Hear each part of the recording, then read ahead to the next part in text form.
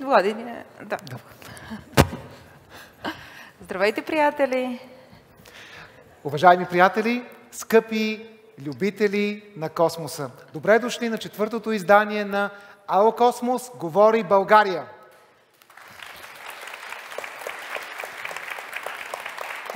За четвърта поредна година ще се гмурнем в необятния космос. Ще говорим за Марс, за Антарктида, за планетата Земя, за толкова много интересни неща.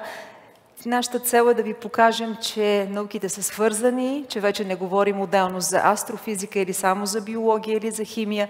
Всичко работи заедно в един мултидисциплинарен подход, който всъщност е в основата на всички професии на бъдещето, които предстои да дискутираме, да анализираме. И всъщност пред вас, младите хора, е най-голямото предизвикателство да бъдат подготвени за модерния свят. Наши пътеводители днес ще бъдат някои от най-изявените български и световни учени. За нас е удоволствие да бъдем модератори на днешното събитие. Професор доктор Милена Георгиева е водещ специалист по молекулярна биология от Института по молекулярна биология към Българската академия на науките. Аплодисменти! Благодаря, Влади! Винаги е удоволствие да модерирам с доцент Владимир Божилов, с който освен колеги и сътрудници сме и много добри приятели. Влади е астрофизик, изключителен комуникатор на астрофизичната и изобщо на науката изцяло. Той е заместник декан на физическия факултет на Софийския университет. За мен е удоволствие да бъдем заедно на сцената и да модерираме това събитие. Благодаря.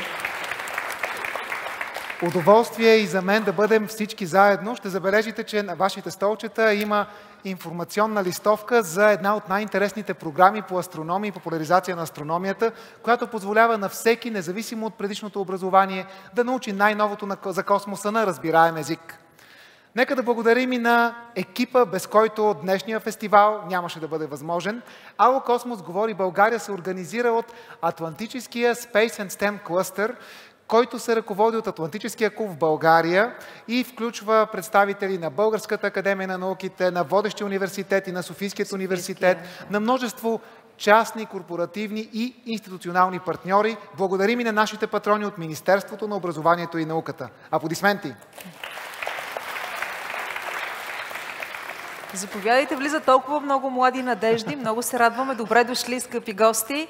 Страхотно е, когато космоса наистина вдъхновява абсолютно всички. И за да започне нашето вдъхновение, ще представим видеоприветствие от Спътниковия център на Европейският съюз. Колеги, моля видео. Hello everyone, students and teachers, girls and boys, ladies and gentlemen. My name is Louis Tillier, and I'm very glad to be here with you today at this great event. I'm a Navy officer and I've been working on space a lot for the last 10 years. I am today the director of the European Union Satellite Center, also called SATCEN, and I want to share some fascinating insights about space and how it impacts our lives right here on Earth. And I will also explain why the imagery analysis we do at SATCEN is so exciting, and how space technology is essential to our everyday work. So, what exactly is SATCEN? And how does it benefit all of us? Well, let's take off. The European Union Satellite Centre was originally founded back in 1992 as part of the Western European Union, a former European security and defence organisation. Our headquarters are located near Madrid in Spain. In 2002, we became an agency of the European Union, which means the centre now operates under the EU umbrella. But why was the European Union Satellite Centre created in the first place? Well, back then, the world faced challenging situations, similar to the crises today, and there was a critical need for better understanding during times of crisis. That's where we come in. Our main mission at the European Union Satellite Centre is to help the EU and its member states take informed decisions related to foreign affairs, security, and defence. It is our mandate to help politicians and planning staff, for example in the ministries of the EU member states, to better understand what is happening in the world. This can be on any topic, from a crisis situation to a natural disaster, which, as you know, can happen all over the globe. And how do we do this? Through something called geospatial intelligence. Imagine looking down at our beautiful Earth from high above, like a reverse telescope, or having super-powered eyes in the sky. Satellites play a crucial role in gathering data about what's happening on the ground. Our skilled experts analyze this information to gain insights into events, emergencies, and potential threats. This important information is then given to other people to improve their understanding of the situation on the ground.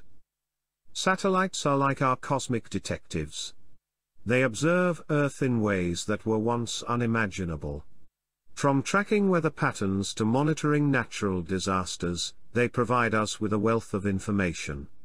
This data helps us protect our planet and make informed decisions.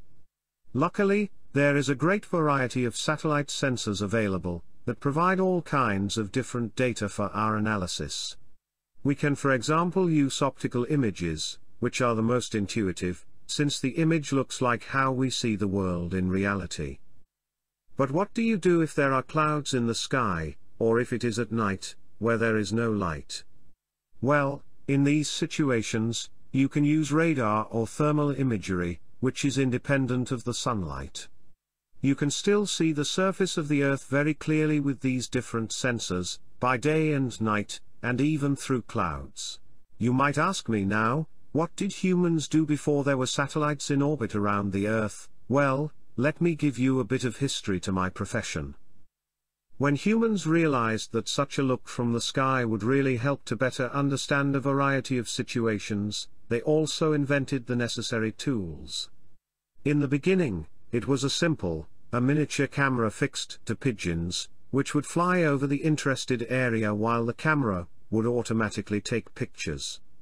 Later, also kites or balloons were used for the same purpose, and, when the technology was ready, also the first airplanes. It was only when rockets were developed after the Second World War, strong enough to fly heavy satellites all the way into space, that finally pictures from orbits around the Earth became possible, and that is the technology we still use today. You can already see that there is a lot of technology involved in space and also the work we do at the European Union Satellite Center. So let's now talk about how satellites connect to exciting careers in science, technology, engineering, arts, and mathematics, STEAM, at our center. Engineering, our research, development, and innovation experts work on fascinating projects. For example, we're collaborating with the European Space Agency to create a digital twin Earth. This virtual model reflects our planet's physical aspects and helps us to anticipate security concerns, including the impact of climate change. Computer science, if you love coding and algorithms, you can join our IT team. Our data scientists and analysts use advanced techniques to process vast amounts of satellite data.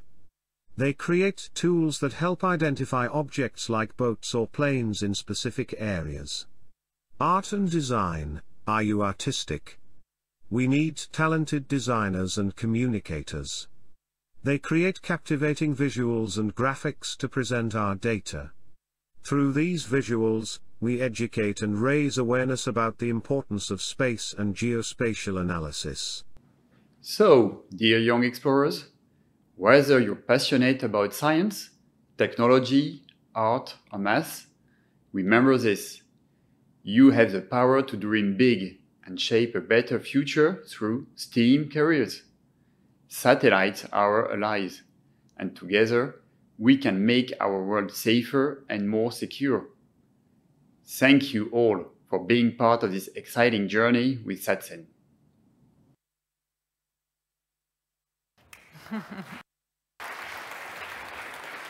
Благодарим за това приветствие. Видяхме колко мултидисциплинарна е наистина науката и как преплитат различни експертизи. Започваме с първия панел от вдъхновяващи лекции. Ще имате възможност да чуете едни от най-блестящите комуникатори на науката от България и в световен мащаб. За мен е удоволствие да открия с лекцията на доктор Светослав Александров, чиято тема е гражданска наука, как всеки от нас може да прави космическо откритие. Много накратко за доктор Александров ще кажа, че той е бакалавър по молекулярна биология, колега, магистър и доктор в областта на растителната физиология, администрира блог уебсайта Космос.бг и е автор на 3 много интересни книги, които препоръчвам да прочетете. Едната от тях е Космическа колонизация, неосъществената мечта, а друга много интересна е Аз, виртуалният астронавт. Заповядайте, доктор Александров, сцената е ваша. Благодаря за представянето. Мисля, че достатъчно неща се казаха за мен. Работя в Институт по физиология на растенията и генетиката към БАН, но освен това занимавам и с гражданска наука и искам да ви разкажа как всеки един от вас може да стане откривател посредством платформи за гражданска наука. Всеки, абсолютно всеки, който е тук в тази зала, може да направи откритие, свързано с космоса. И не само. Какво всъщност представлява гражданската наука? Ами това е наука, която е отворена към всеки човек, независимо от неговото образование. Понеже бяха направени много обсерватории, бяха изстреляни много космически мисии, много от тези космически мисии, някои се провалиха естествено, други обаче работиха, не просто изпълниха, а направо преизпълниха своя планов период и се натрупаха огромно количество научни данни, но няма достатъчно учени, които да ги анализират. И поради тази причина ръководителите на научни проекти се обръщат към публиката. И понякога участват стотици, понякога хиляди, понякога и милиони хора могат да се включат към научен проект и всички имат равен шанс да направят научното откритие, както и аз. Това всъщност е извадка от сайта на НАСА, където можете да намерите, горе се намира линка, където се намират публикации на хора, които са участвали в различни граждански научни проекти на НАСА и включително моето име присъства в това. Защо? Защото съм свършил някаква научна работа и те са ме писали в научна публикация, която е част от проекта на НАСА. Вие сигурно много от вас също искате да се видите на сайта на НАСА или някъде другаде в научна публикация на някое списание, което има висок рейтинг. И сега ще ви разкажа как става. Всъщност най-лесният начин, по който това може да се постигне чрез платформи за гражданска наука. Най-достъпната, има и други. Аз започнах с CosmoQuest през 2019 година, когато картографирахме повърхността на астероида Бену. Тогава нашата работа доведе до успешно кацане на тази мисия, защото направихме много детайлни карти на повърхността на астероида Бену и тя взе проби и се завърна на Земята. Мисията се казва OSIRIS-REx. Но сега най-удобният начин, по който това може да стане, е на този сайт, който се казва Zooniverse.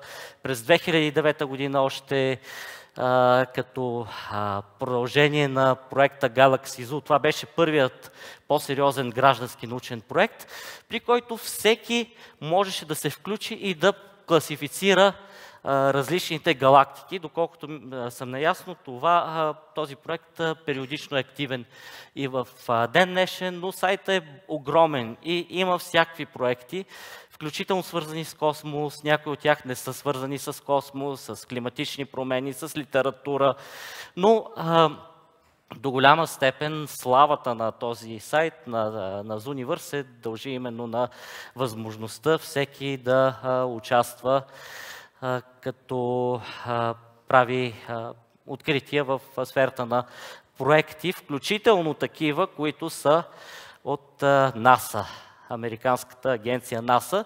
И аз тук ще ви разкажа няколко такива проекта, защото все пак времето е ограничено и не мога да обхвана всички, но ще се старая да представя някои от най-интересните проекти.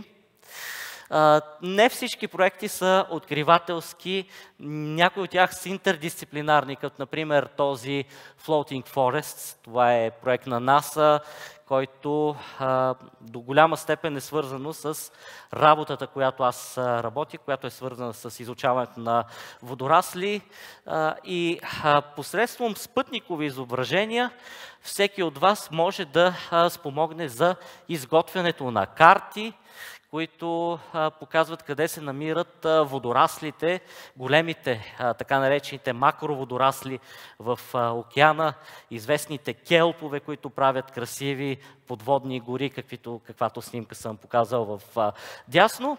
Но всъщност какво трябва да направите вие? Отново повтарям, може би няма значение дали имате някакво предишно образование или нямате. Няма значение дали сте млади, дали сте стари, дали сте опитни или се чувствате все още неопитни. Това е работа, която абсолютно всеки човек може да извърши. На сайта Zooniverse има самоучител, който много набързо ще ви въведе. За всеки един от проектите си има самоучител. И той ще ви даде най-базисната информация, за да можете да започнете класификациите. Със сигурност няма да стане отведнъж, със сигурност ще има някакви грешки. Това не е фатално по никакъв начин. Хората, които са ръководители на научни проекти, разбират това. Постепенно се трупа този опит. И след няколко стотин класификации обикновено добивате нужния опит, а за по-напреднали някои от тези проекти имат специални семинари, уебинари, лайв чатове, където можете да говорите с учените, които вече ръководят, които работят с тези научни инструменти. В случая какво трябва да направите? Да вземете показалеца на Zooniverse и да намерите всички подводни гори, които се намират в океана на съответната снимка. Сега, има някои особености. Примерно, не всички зелени обекти са водорасли. Те ще ви обяснат кое трябва да маркирате и кое не на самоучителя. Така, но опита се добива с време и не е фатално дори да допуснете грешка.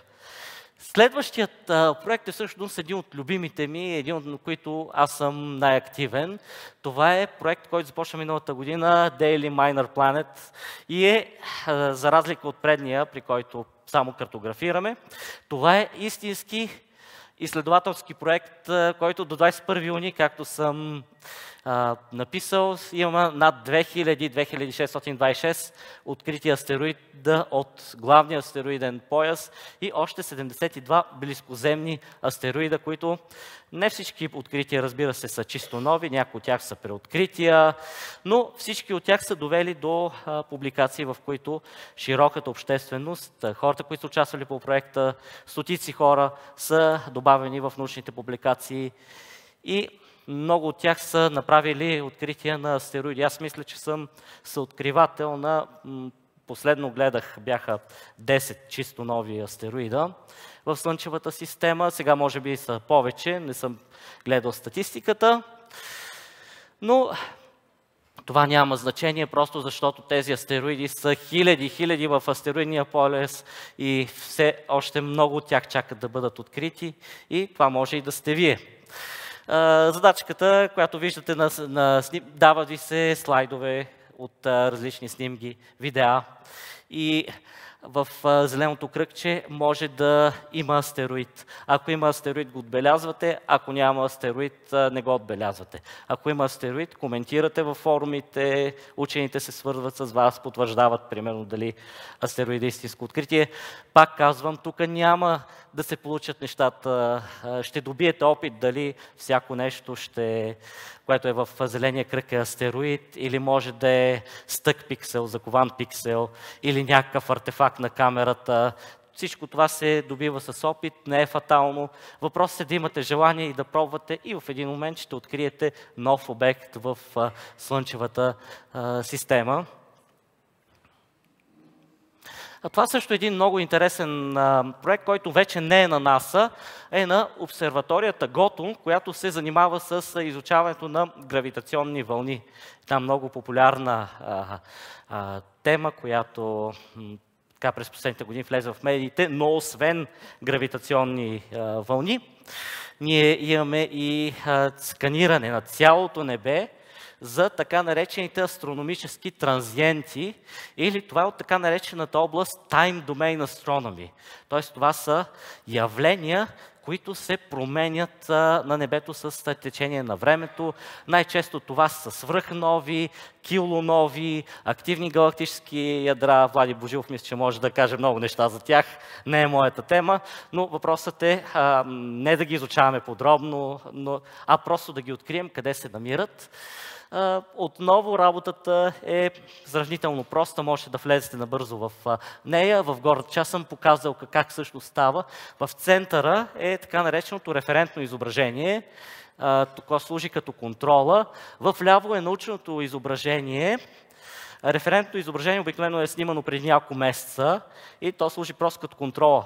Ако има някаква свръхнова на научното изображение и то се насложи върху референтното изображение, вдясно на извадката между двете изображения ще се види съответното като петно и вие трябва да отбележите дали има свръхнова. По принцип вече сме открили много свръхнови. Последното откритие, на което съм участвал аз като съоткривател на свръхнова, е от 6 юни. Този сертификат, съвсем прясно откритие, всъщност не знам дали още е потвърдено като свръхнова, много е вероятно, то ще се установи с допълнителни наблюдения, примерно обсерваторията Цвики, мисля, че той има връзка с България, нали? Да, така че ето където са имената на тези хора, с които сме направили това съоткритие на тази потенциална свръхнова към този граждански научен проект. Така че това е един проект, който също дава възможност на всеки един от вас в тази зала да направи своето първо, ако не е направил до сега, сигурно има и хора, които са направили космически открития, но за много от вас това ще бъде своето първо космическо откритие. И това е също един от любимите ми граждански научни проекти на НАСА, отново на НАСА. Той е свързан с изучаването на кафяви джуджета. Сега, вие може би не познавате понятието кафяви джуджета. Със сигурност знаете за извънслънчевите планети, една област, която е много популярна за търсене на планети, които обикалят около други звезди. Аз не съм чак толкова компетентен да говоря по този въпрос, защото малко съм участвал в такива проекти. Има хора, които участват доста по-активно с космическия телескоп ТЕС. Аз мисля, че имам само едно потвърждение на такава планета, така че нямам чак толкова голям опит в тази област, но това, което знам и което мога да ви кажа, е, че откриването на планетата е сравнително лесно. Вече има пасажни методи, които най-често се използват от космическите телескопи. Но проблемът е, когато открием планета, какво правим? Защото ние не просто искаме да открием планети, ние не искаме да открием такива, на които има живот. Вие може да сте поколението, което действително да установи дали в тази вселена има живот или няма, защото на този етап науката все още няма отговор. Проблемът, поради който много трудно намираме отговор на този въпрос, е, че извънслънчевите планети са изключително трудни за изучаване, след като бъдат открити. Най-грубо казано, светлината от звездата преминава през атмосферата на планетата и това променя нейните характеристики, които в последствие се изучават от спектрометрите на космически телескопи, като Джеймс Уеб. И учените правят заключения дали имат вещества, които могат да свързани с дишането на евентуални организми или с фотосинтезата на евентуални растения.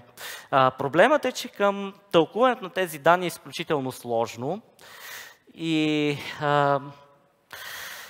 се допускат много грешки. Това е, може би, една от областите, при които най-често ще видите да се направи някакво твърдение, научно твърдение, на тази планета има еди какво си, на другата планета има еди какво си и след някоя година се оказва, че преценките на учените са погрешни. За да станат моделите по-удобни, колко минутки имам още? Да, около 5 минутки, ще се старая да приключа. За да станат моделите по-прецизни, се търсят така наречените кафяви джуджета, които са обекти, които са доста по-големи от планетите. По-големи от най-голямата планета в Слънчевата система Юпитер. Те най-често обикалят свободно в междузвездното пространство, но са много удобни, защото те разполагат с атмосфери.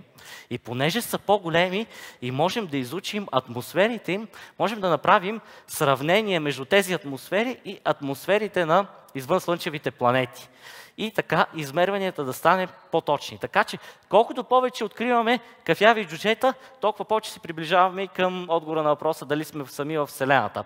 А сами по себе си кафявите джуджета са изключително много интригуващи обекти. Някои от тях имат много нагорещена повърхност, която може да стига стотици градуси по Целзий. А някои от тях даже температурата им е като стайната. Това са така наречените изключително хладни кафяви джуджета, която е една от целите на този проект. И отново работата, която трябва да свършите и която ви позволява, евентуално можете да сте първо откривател на такова кафяво джудже, е сходна с тази, която е при откриването на астероиди, една слайдове, на които се вижда преминаващ обект или не се вижда. Може да има някакъв артефакт, защото тук се разчита не просто на телескопични данни, а на космически телескоп, космическият телескоп WISE. Проектът е изключително нов и някъде по-малко от година все още няма официално публикувани данни и открития, така че в момента може би чакаме данни, не са заредили новите данни все още към този проект, но когато се заредят, веднага можете да се включите и да видите дали има кафяви джуджета. Това са най-интересните проекти. Благодаря ви за вниманието. Това са горе-долу моите статистики за универс, като човек, който се занимава с гражданска наука, граждански учен, над 200 000 към този момент класификации през последната една година по различни проекти.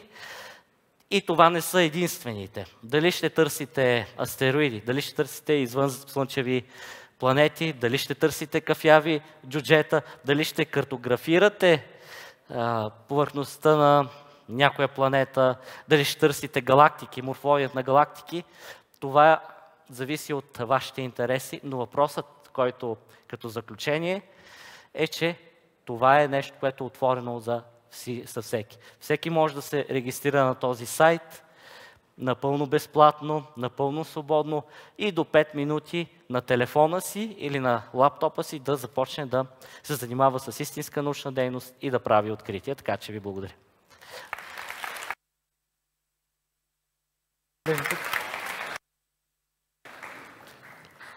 Благодарим много на доктор Светослав Александров. Изключително вдъхновяваща презентация. Всеки един от вас, млади и пораснали приятели, може да се включи в изследването на огромен брой научни задачи. И това е красотата на космоса, че той е достъпен за всеки, който има желание, визия и вдъхновение. За да се вдъхновим към още по-големи открития, днес при нас, благодарение на Великобританската мрежа за наука и иновации, в партньорство с организаторите на АО Космос говори България, при нас е световно известен експерт, участник в множество различни космически мисии и ръководител на един от инструментите на бъдещият марсоход Розалинд Франклин, който през 2030 година се очаква да стъпи, да се примърси на червената планета. Професор Андрю Коутс, аплодисменти. Професор Коутс е професор по физика в катедрата по физика на климата и на космическата физика към факултета по математика и физика на Университетския колеж в Лондон. Той е и заместник директор на лабораторията по космически науки МОРТ. Също така е асоцииран към Центъра за планетарни науки към Университетския колеж Лондон в Бъркбек. Аплодисменти за професор Андрю Коутс. The stage is yours, Professor Coates. Thank you very much. Thank you very much for the kind introduction and also for inviting me here to actually to give this talk. And I'm going to talk to you about a really exciting mission we have coming up in a few years' time called the Rosalind Franklin rover. So we're looking for life on Mars. I'm from University College London, the Mullard Space Science Laboratory. So we have a converted country mansion in Surrey in England, south of London. And we have about 200 people working on space science and space technology there. And we're leading the camera system, which sits at the top of the mast of this rover. So you can see on the right-hand side, this is an artist's impression of the rover on Mars. The camera system sits at the top of the boom, the mast there. It's a solar-powered rover. I'm going to tell you about that. And thank you to the UK Space Agency for funding for this work.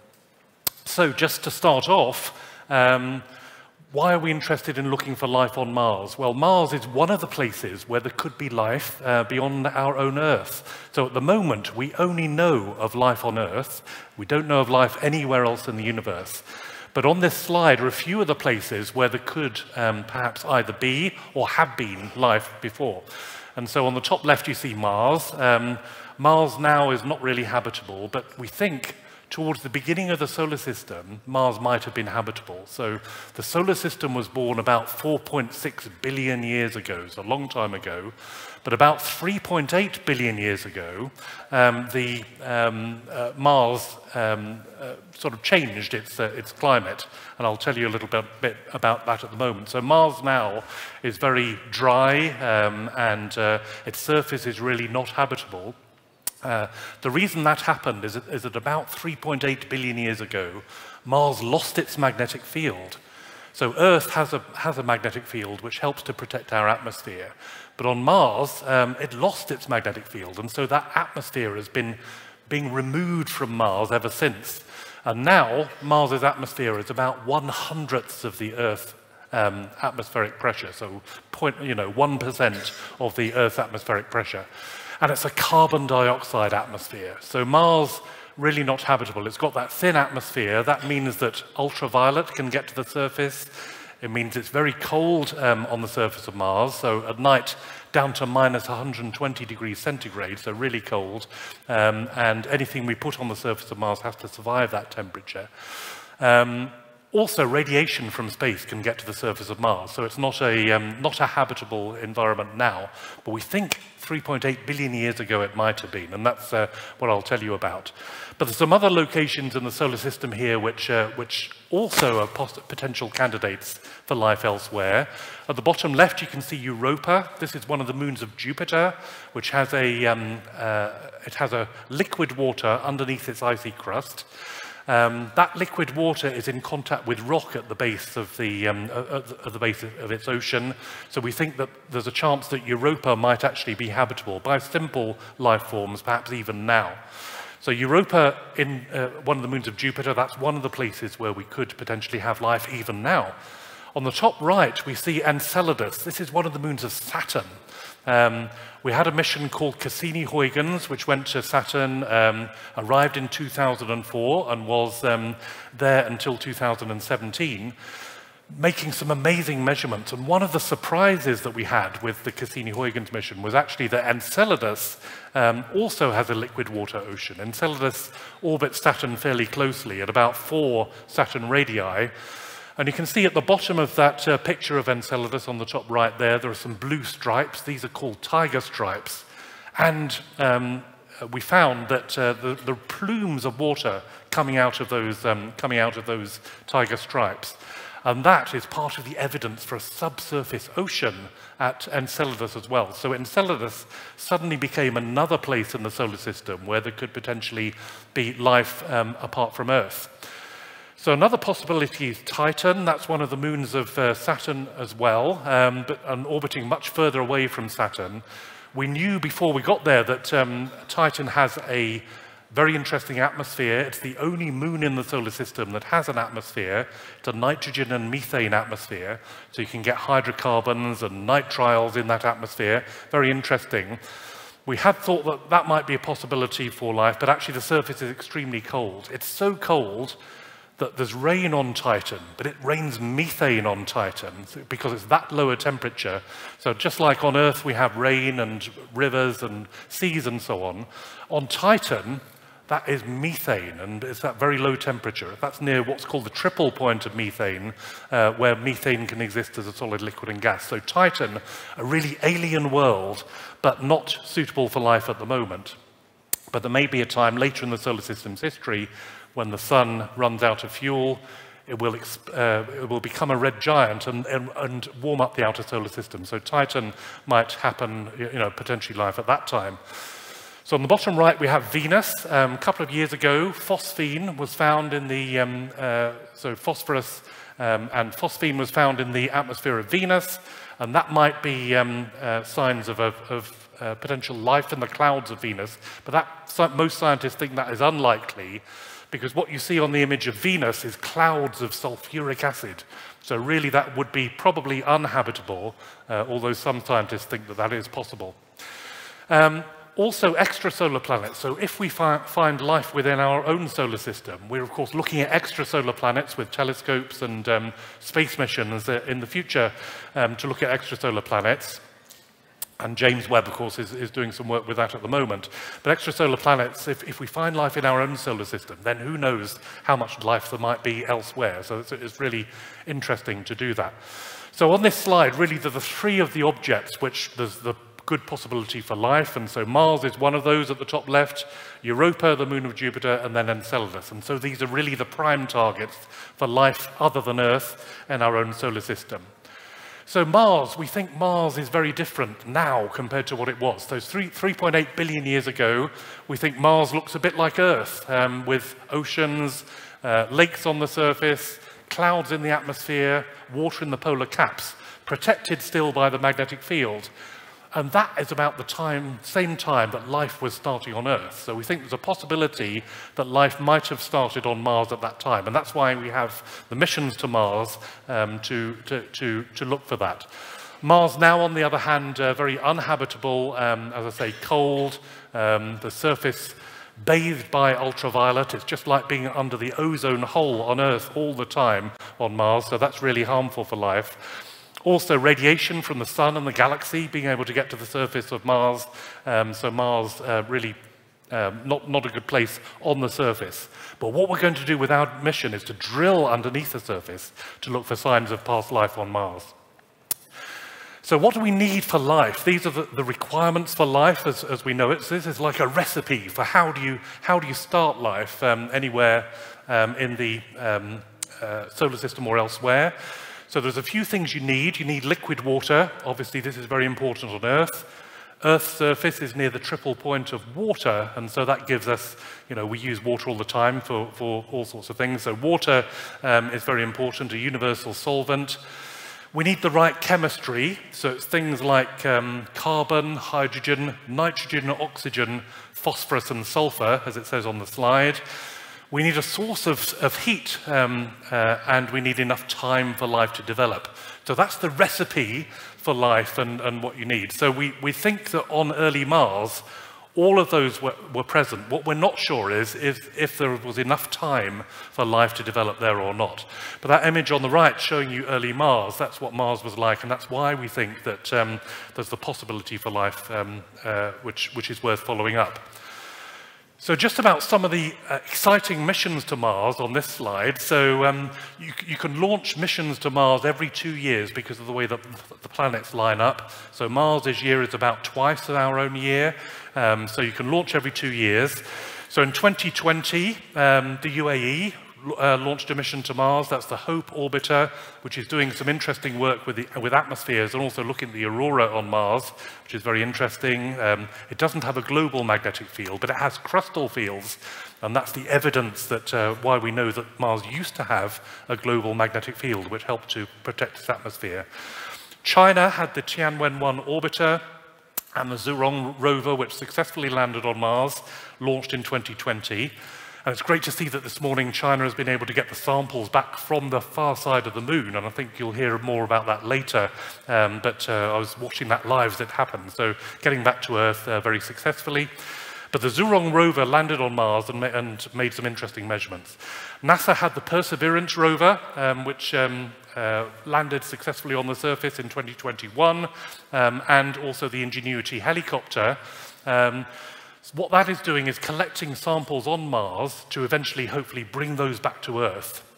So in 2022, we had hoped to launch our rover, but unfortunately, due to geopolitical events, that wasn't possible, and now we're launching in 2028. So the next one on 2 years is 2024, so later this year in October, NASA will launch the ESCAPADE mission to look at how fast the atmosphere of Mars is escaping now. So that's a very interesting mission. In 2026, Japan will launch MMX, which is a mission to bring samples of Phobos, one of the moons of Mars, back to Earth. And then in 2028, we're hoping that the Rosalind Franklin mission will launch, and that's the one that you can see on the right-hand side there, with PanCam on the top of the mast. Okay, so this is a little animation of Perseverance on the surface of Mars. So this is the American rover, weighing about 1 ton, so it's about the same mass as a Mini Cooper. So to land that on Mars was quite amazing. The Curiosity rover landed with a similar sort of system before that, a Sky Crane system. And Perseverance is there on Mars and making measurements and also collecting samples ready to bring those back to Earth.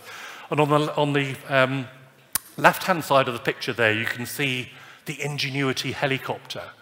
So that little helicopter is the first thing to actually fly on another planet with controlled power and controlled flight on another planet. And actually the next slide gives you a video of that actually happening. So this is a video taken by the camera on the rover. Very complicated set of commands to actually get this video to work. We can see the rotor blades starting to move there. The rotor blades, because of the thin atmosphere, have to rotate at 2,400 RPM, and you can see the flight above the surface. So this was an amazing historical moment. This is like a Wright brothers moment on another planet, of actually having a helicopter flying on another planet in a controlled way for the first time, and then coming back and landing successfully on the surface. So the rotors have to rotate very fast. It's only a 2 kilogram little helicopter, but nevertheless, that Ingenuity helicopter might open the way to a different way of exploring Mars in the future using this helicopter idea. But the main thing that the Perseverance mission is doing is actually taking samples. So this is a map of the area which the Perseverance rover is exploring. So you can see on the map there that this is the sides of a crater. So it's landed in a crater called Jezero crater, and that crater is very interesting because there are signs from orbit that there was water on the surface. There's clays there which are illustrative of that. And then you can see that crater rim going around the edge of the image here. And the thing which you can see on the surface, which it's exploring, is a river delta. So this is why this is a particularly exciting area. This is a river delta on Mars. So if you have material coming in with a river delta, anything to do with life that could be concentrated there. So that's the reason for exploring this region. On the other side of the crater, there was also an outflow channel. So this is from water 3.8 billion years ago on the surface of Mars. It's not water on the surface now, but it's exploring the sort of remnants of that. So the things which are marked in red there, that's where samples have been taken, and we're hoping that in a few years' time, NASA and the European Space Agency will be collaborating on a mission to bring those samples back to Earth. And you can see some amazing figures here. So just a few days ago, it's already traveled over 28 kilometers, taken 24 different samples on the surface of Mars.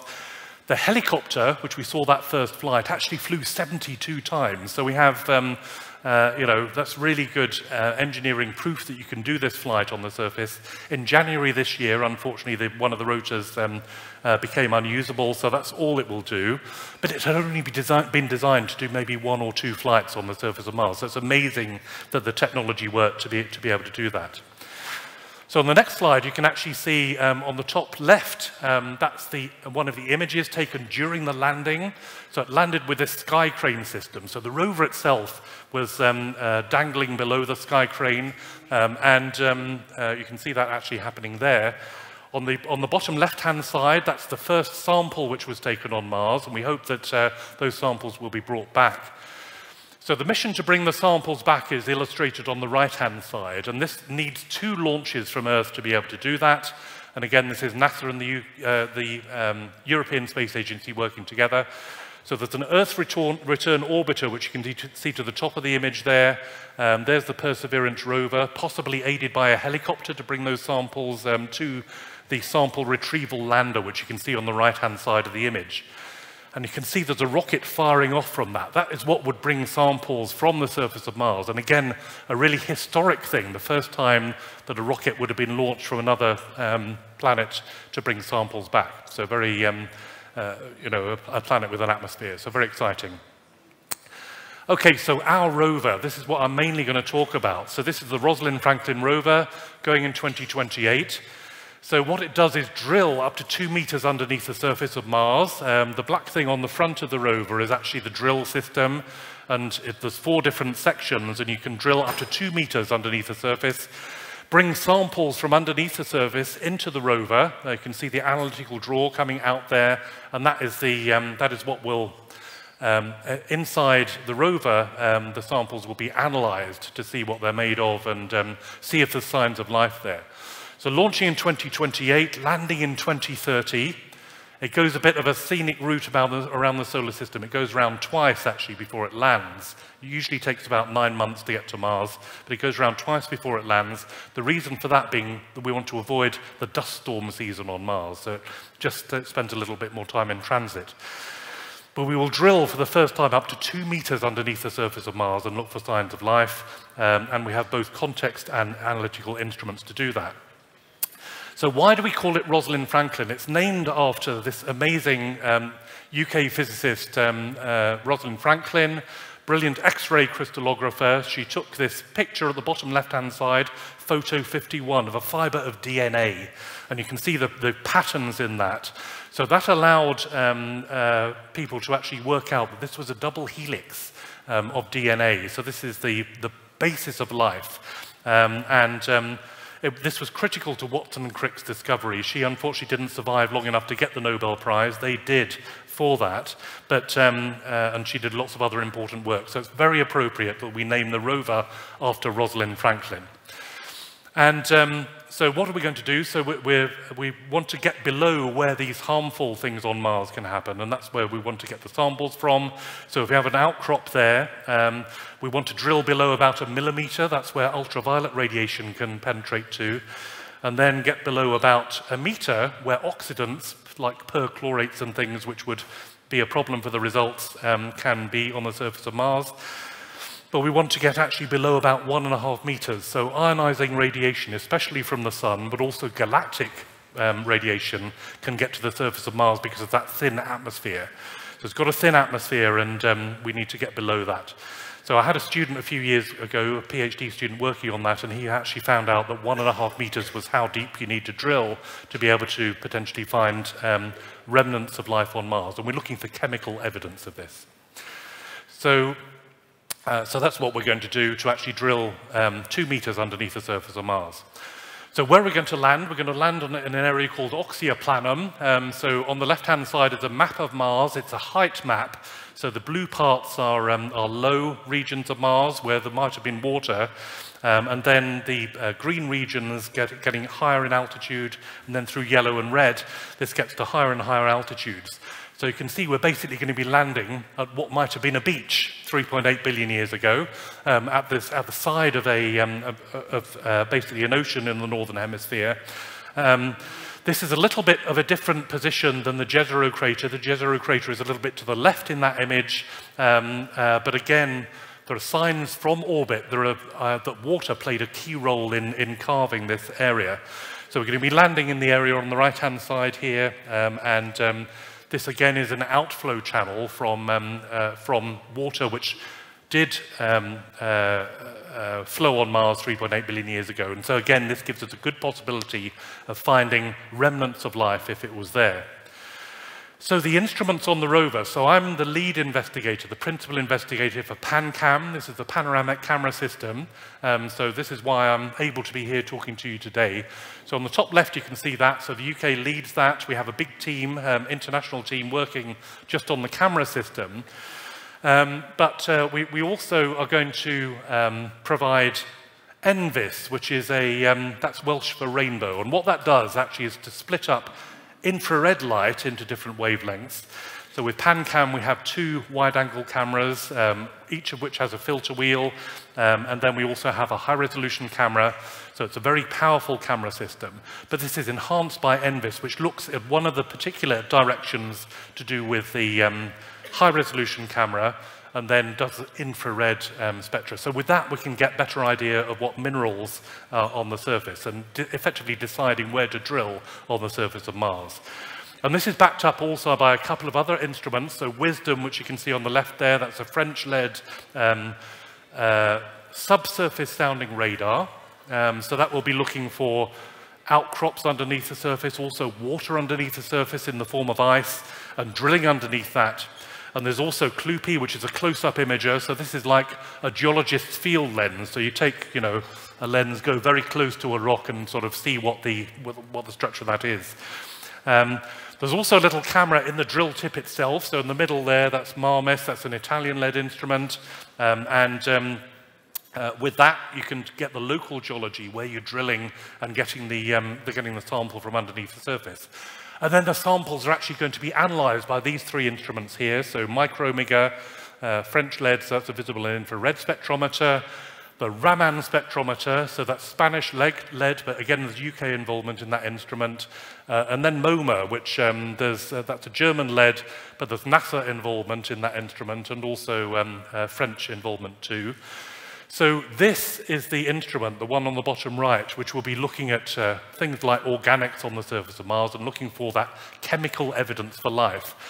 And it's doing something which has never been done on Mars before. It's looking at left-handed and right-handed molecules. That's called chirality. And that, for the first time, is something which we will be able to do with the Rosalind Franklin rover, as well as the drilling. So a really capable payload and exciting mission going off. So this is a picture of the actual rover in some tests, actually, before. We had hoped to be launching this in 2022, but it didn't happen. But this is some testing which was done before that. So you can see the shape of the rover there. That's the actual flight model rover. You can see the solar panels on the top. It's a solar-powered rover, actually built by Airbus in the UK, in Stevenage in the UK. That's the rover was built there. So we have good collaboration between academia, university groups like us, but also industry working together on this. On the left-hand side, you can see the camera system in our clean room. So we have to be very careful about cleanliness and make sure there's no spores on the instrument. And the last thing we want to do is take life from Earth to Mars and measure that. We don't want to do that. We want to measure life on Mars if it was there. So we have to have really clean conditions in our clean rooms to be able to do that. There's also the other parts of the PanCam. So we need a calibration target to get the colors right, fiducial markers to get shapes right, and then we have the 3D images which we need. We also have a rover inspection mirror to look underneath the rover and look for signs of rocks there. So our filters, and this to me is a really exciting image. These are the actual filters which you're going to be looking at Mars, looking directly at the surface of Mars. We have one of these on one of each of the 2 wide-angle cameras. These are separated by 50 centimeters, so we get very good stereo, better stereo than the human eyes can do because of this wider separation. But each of these has particular wavelengths, and so we're looking with colors, different colors on the surface. So red, green, and blue we can use to combine and get color images. Some of the other filters are to do with geology, and then we have others to do with the solar atmosphere and atmospheric science. So we're able to do geology, looking for water-rich minerals, and then also atmospheric science. So I have a student who's just finished her PhD on this, working with me, and looking at the amount of water vapor in the Mars atmosphere using this type of technique. So And actually, we had another student a few years ago helping us to design the wavelengths, the actual wavelengths that we're going to use for these filters.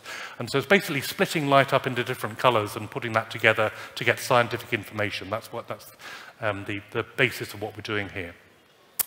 So this is just an amazing picture which we took when we first put the camera on the rover. So this is in the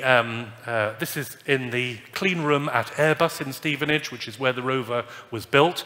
So we had to make sure the camera was working. So the first time we did that, you can see somebody actually holding up a piece of paper, and the data through the camera system eventually came, and it says "Hello Mars." Okay, there. So you know, not just "Hello Space," but "Hello Mars." So really exciting.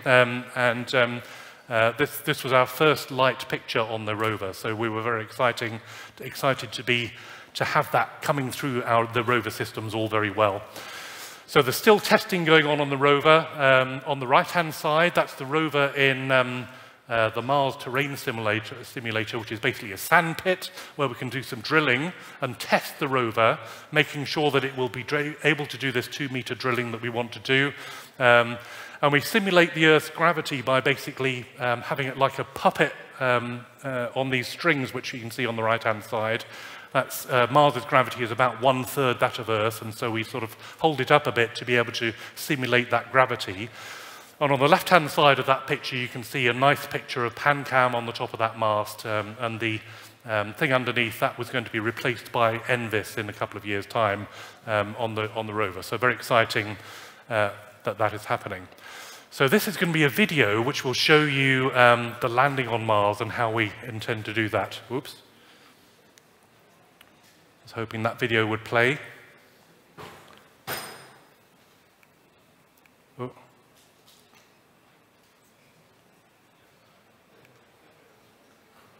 Oh, lost it.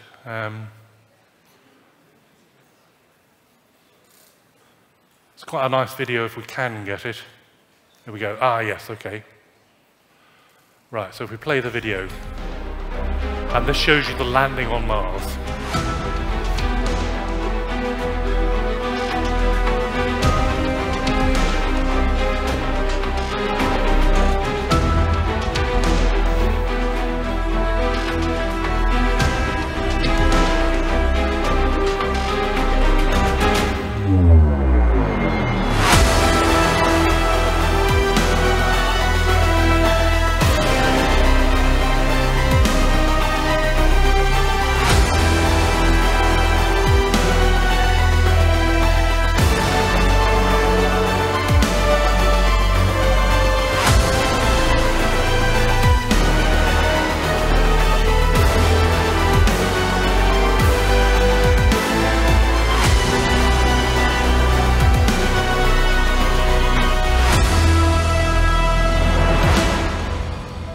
So that gives you a bit of an introduction to what the mission will look like when it gets to the surface of Mars. It's quite a good representation of the rover itself, and we're very excited about this journey. So just the final slide is going to be just a summary. So we're in, really at the moment, a bit of a global, a golden age of Mars exploration. We've had the recent landings and missions, Hope Tianwen-1 and Zhurong, also Perseverance and Ingenuity. These all arrived in 2021. So Perseverance is taking samples. They're drilling into rocks by about 6 centimeters to get samples and bring those back to Earth, which might give us the chance of looking for life elsewhere. But this decade, we have the Rosalind Franklin rover, used to be called ExoMars. That's going to be launched to provide a really important new dimension on this, drilling 2 meters underneath the surface of Mars for the first time. So we might be the first mission which actually finds life beyond the Earth. So this, you heard this here, and this is something which we hope for in the future when it lands in 2030. So other missions are on the way to look for life elsewhere in the solar system as well. So the European Space Agency's JUICE mission is on its way to the Jupiter system, and also ESA has an Enceladus mission which hopefully is planned for 2040. So again, European scientists are playing key roles in this, and something which hopefully we can, Bulgaria can potentially be involved with. So thank you very much for your attention.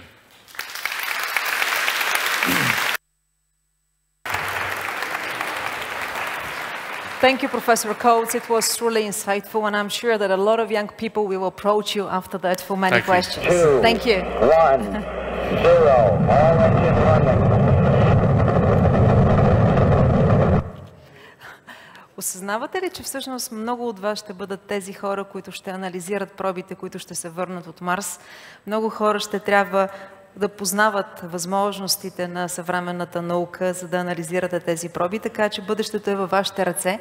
А сега имам огромното удоволствие да поканя доцент Владимир Божилов на сцената и съм убедена, че ако след лекцията на професор Коутс искате да управлявате тези ровъри и да анализирате пробите, след лекцията на доцент Владимир Божилов ще поискате да станете астрофизици.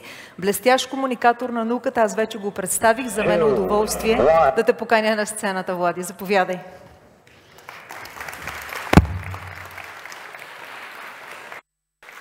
Благодаря.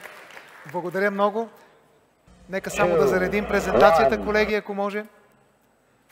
Защото днес заедно ще се отправим на едно невероятно пътешествие към тайните на нашият единствен, постоянен естествен спътник – Луната.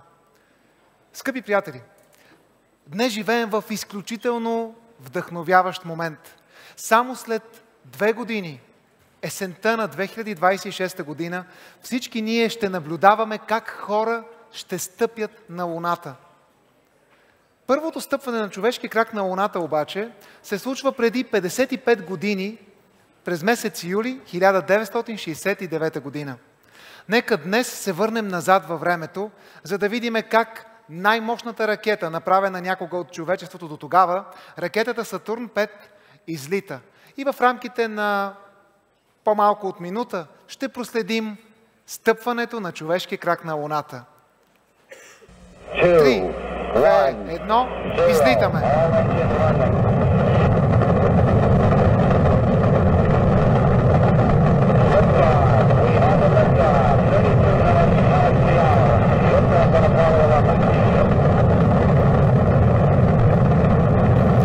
Трима смели астронавти – Нил Армстронг, Бъс Олдрин и Майкъл Колинс политат.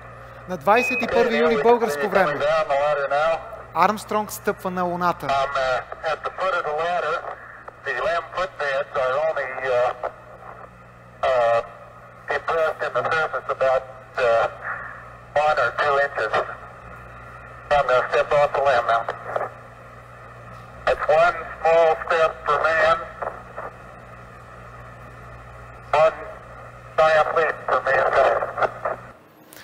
Една малка крачка за човека, един голям скок за човечеството. Светът се променя, скъпи приятели.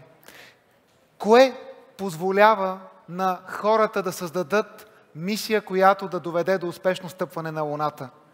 През средата на миналия век това е космическата надпревара между две суперсили – Съединените американски щати и Съветският съюз. На 4 октомври 1957 година Съветският съюз изстрелва мисията Спутник 1, първият изкуствен спътник на Земята.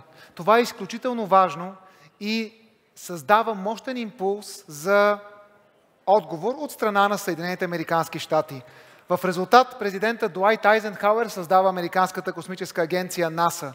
Но първите успехи в достигането до Луната са на Съветският съюз. Вижте, мисията Луна 2 първа достига до лунната повърхност и прави твърдо кацане, т.е. достига и се разбива на Луната. Ето това е доставката, която мисията Луна 2 носи. Разбира се, топка с информация за Съветския съюз и годината 1959 година. Малко по-късно, същата година, следва мисията Луна 3, която прави първите кадри от обратната страна на Луната. Тя съвсем не е тъмна, веднага да ви кажа, Слънцето огрява и другата страна на Луната. Буквално преди малко повече от час, мисия на Китайската космическа агенция, която е взела проби от тук, от тази част на Луната, кацна на Земята и се върна успешно. Малко по-късно ще ви покажа и видео. Но преди това, 1961 година, 12 април, е денят, в който става факт първия полет на човек в космоса. Юрий Гагарин показва, че космическите мечти на човек да достигне извън границите на Земята са възможни. Днес в рамките на Алокосмос искам да подчертая, че е време и е напълно възможно България да има следващият свой астронавт. И може би това са някои от вас, скъпи дами и господа, малки и големи мечтатели. В отговор на успехът на Съветският съюз и полетът на Юрий Гагарин, президентът на САЩ тогава Джон Кенеди изнася своята вълнуваща реч в университета Рийс и инвестира огромна част от бюджета на Съединените щати, за да постигне една цел. Каква е тя? Избираме да стигнем до Луната до края на това десетилетие и да направим и другите неща, не защото е лесно, а защото е трудно. И това ще покаже най-доброто от нашите умения и нашата енергия. Ето така се ражда програмата Аполо. Аполо е истински трудна инженерна задача. Но трудното не трябва да ви плаши, скъпи приятели. Ние хората не сме създадени да живеем в космоса. Но, както виждате, хора летят в космоса вече повече от половин век. Хора стъпват на Луната и отново тези от вас, които изберат да бъдат специалисти в областта на астрофизиката, космическите науки, инженерни науки и технологии, могат да последват техните стъпки. Какъв е отзвука от стъпването на Луната? Вижте, по всички медии, все още тогава не е имало интернет технологии, но човек стъпва на Луната. Малка крачка за човека, голяма крачка за човечеството. Разбира се, в рамките на една кратка презентация не е възможно да ви покажа всички красиви, интересни и важни технологични открития. Имате огромни интересни стъпки, включващи целият полет от Земята към Луната, оставянето на модул, който обикаля в орбита около Луната, спускането на спускаемия кораб Орел Игъл, след това излитането на Нил Армстронг и Бъс Олдрин обратно, скачването с командния модул Колумбия и връщането към Земята. Всичко това е вълнуваща история. Но Луната може ли да бъде следващо място, на което ние хората да имаме наша постоянна база, постоянно присъствие? Можем ли да превърнем Луната в място, на което да прекарваме нашите летни ваканции, да я преобразим като Земята, да я тераформираме? Можем. Луната е достатъчно близко до нас, така че пренасенето на полезни товари към Луната е относително ефтино, колкото би могъл да бъде ефтин каквото и да било нещо в космоса. Едновременно с това обаче Луната е много по-малка по размери от Земята, около 1/4, и е с такава плътност, че масата на Луната е доста по-малка от масата на Земята. И въпреки това, Луната е голям спътник. Цел, която ще ни позволи да тестваме нови технологии, които да направят пътя към Марс по-възможен и по-реален. Това, което виждате, е реална снимка на астронавти на Луната. Какво ще ни предложи Луната обаче? Първо, повърхността й, лунния реголит, показва, че това е едно сухо космическо тяло, което носи отпечатъка на ранната Слънчева система. Преди малко, скъпи приятели, се върнахме назад през 1969 година. Сега ще ви върна малко по-назад, преди 4,5 милиарда години, когато огромен облак от газ и прах се свива в резултат на силата на гравитацията. Центъра на този облак от газ и прах нараства, става все по-масивен, ражда се нашето Слънце, след това се образува Земята и другите планети от Слънчевата система. И тогава, преди 4,5 милиарда години, планета колкото Марс удря Земята и образува Луната. Така че Луната пази спомени, научни индикации за най-ранното вещество, още от образуването на Слънчевата система. Още по-стари спомени от Слънчевата система, разбира се, крият астероидите и кометите. Но за тях ще чуете в някои от следващите презентации днес. Така че на Луната можем да разберем изключително много за произхода на Слънчевата система и за това пробите от мисията Чанга 6 на Китайската космическа агенция са изключително важни. Луната обаче е изследвана от множество философии, била е тема на фантастични романи и филми. Сигурно сте чували и вие за лунните морета. Течна вода на Луната няма. Лунните морета, като например морето на спокойствието, в което каца мисията Аполо 11 на 21 юли 1969 година българско време, това са базалтови равнини. Не са морета. Но въпреки това вода под формата на лед, воден лед има и той е картографиран с различни мисии, като лунния класификатор на минерали. С синьо е показано наличието на воден лед на Луната. И това е много добра новина за всички бъдещи лунни жители и за всички, които искат да тераформират Луната. Няма нужда да носите и да плащате за вода от Земята към Луната. Трябва да измислите начин да използвате ресурсите налични там. Друго нещо, което е изключително важно, са кратерите на Луната. На някои от тези кратери, на дъното им има воден лед. Тези кратери, както и лунните пещери, за които ще разкаже по-късно днес след обед доцент Алексей Стоев, могат да бъдат използвани като хабитати, като места, където бъдещите астронавти, колонизатори или космически туристи да прекарват своето време. Дали обаче има атмосфера на Луната? Не. Луната няма, за разлика от Земята, за съжаление, постоянна атмосфера, поради което ще трябва да създадем хабитати, места, в които да можем да оцелеем при условия, които ще ни позволят да дишаме. На лунната повърхност обаче може да се отглеждат растения, които да използваме за храна. Експерименти с симулирани почви показват, че голяма част от растенията, необходими за изхранване на хора на Луната, са възможни. Това, което виждате тук, е и още една тема, насочена към всички нас, които изследваме Вселената и се питаме защо сме тук, къде отиваме. Гравитацията е една от основните сили на природата.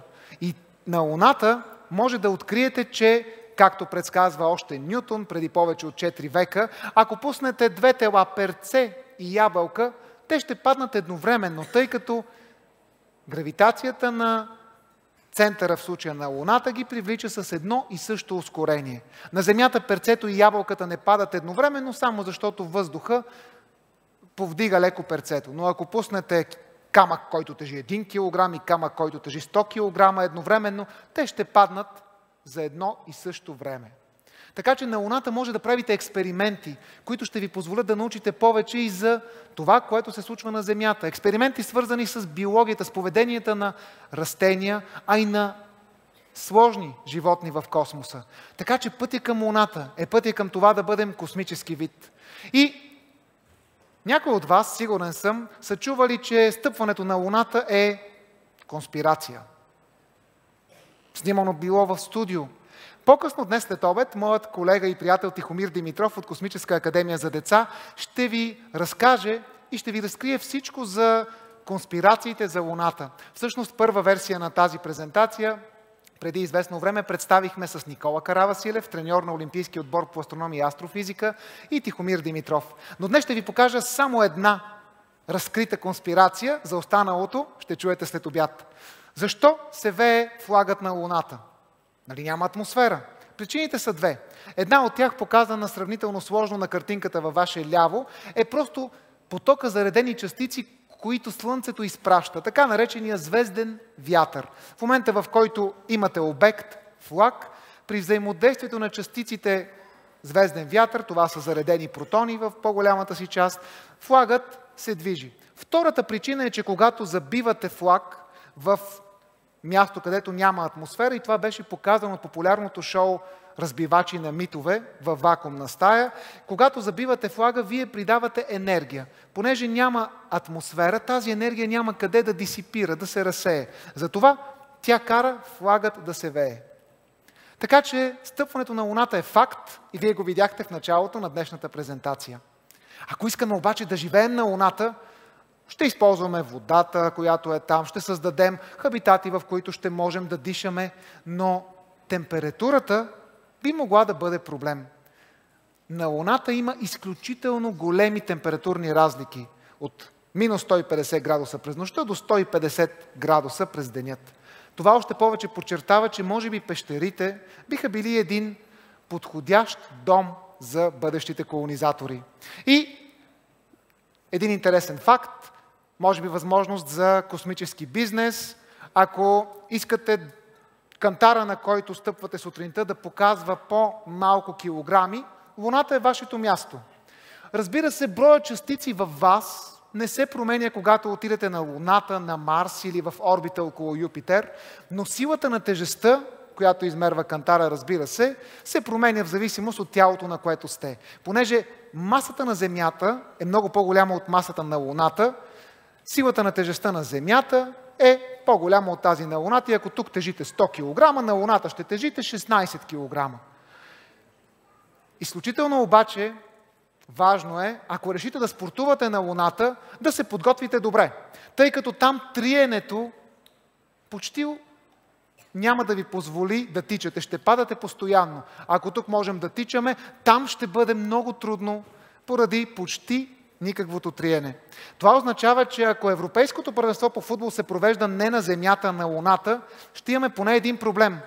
Първо, ще бъде много по-забавно, ще имате много падания, но ще имате и стадиони, които са многократно по-големи, тъй като поради намаленото гравитационно ускорение в сравнение с това на Земята, ще трябва, разбира се, да имате по-големи стадиони и топките ще летат много по-надалеч.